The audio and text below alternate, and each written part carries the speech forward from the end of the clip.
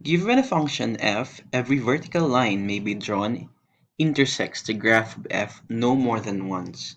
If any vertical line intersects a set of points more than once, the set of points does not represent a function.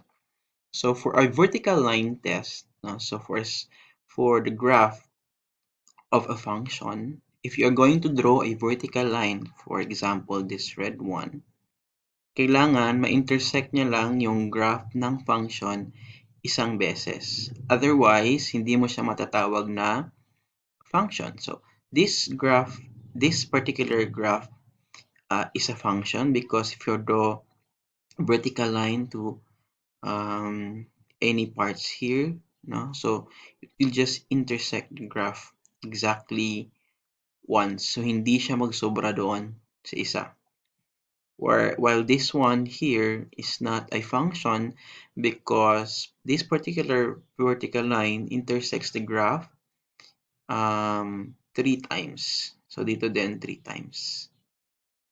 Alright? Meron din tayong tinatawag na horizontal line test.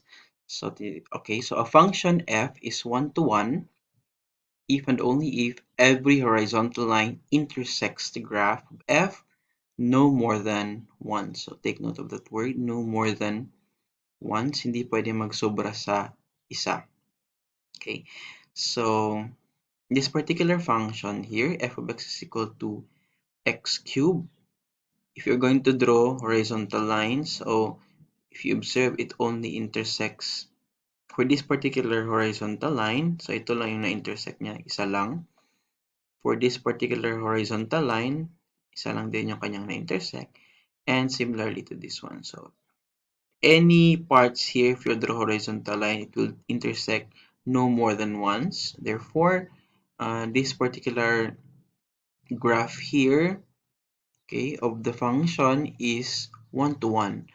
Unlike this one, so this is not 1-to-1 because if you draw this particular horizontal line, it intersects the graph more than once. So isa, dalawa, right? Here are some graph here that represent function or not. Okay, so on this side are the functions. This side naman are not functions. This particular graph here, if you're going to draw a vertical line, again, it will intersect the graph at no more than one point. This one also, this one is a parabola. Okay, so this particular vertical line intersects this point. Okay, another graph is this one. So if we draw a vertical line, it only intersects the graph here, exactly one.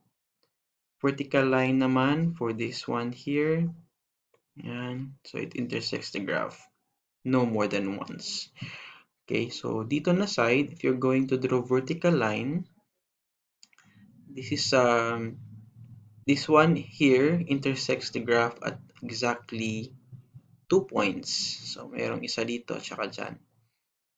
For this graph here, which is a circle, okay, if you draw this vertical line, it will intersect these 2 points, so it's not a function.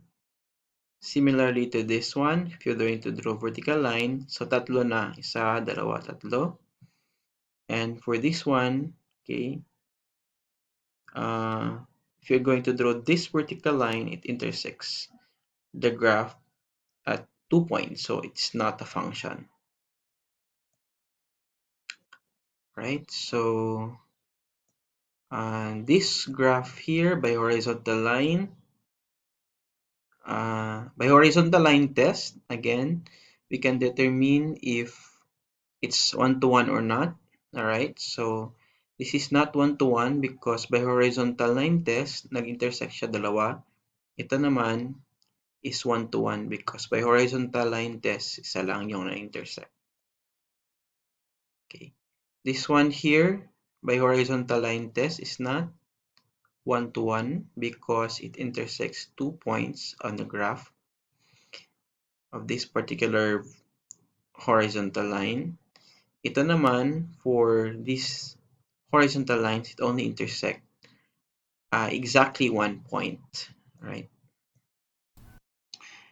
let us look at some other functions. So graph of the function is in green. We are going to look at the vertical line using this line here. And the horizontal line test, ito naman yung red. Okay. So, tingnan natin what happens to the vertical line. If we move vertical line all throughout, no, so napansin ninyo, it only intersects the graph at one point.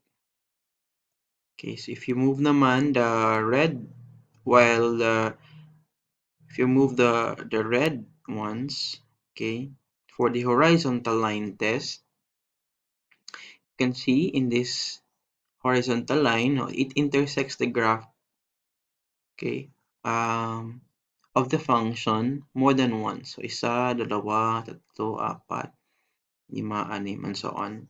So, mas marami siyang na-intersect dito. Therefore, by vertical line test, this graph represents a function, and this function is not one-to-one because by horizontal line test, it intersects more than once.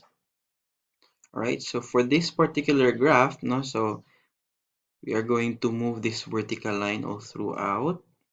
If you observe, ayan, so ito yung intersection niya.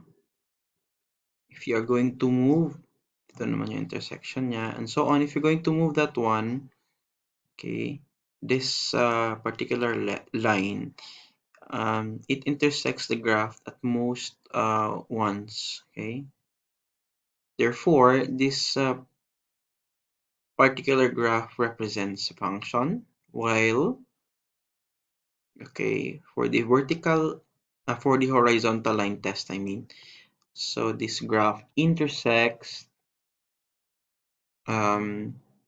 this horizontal line, I mean, intersects the graph at this one, 2 points. Therefore, this is a function, right?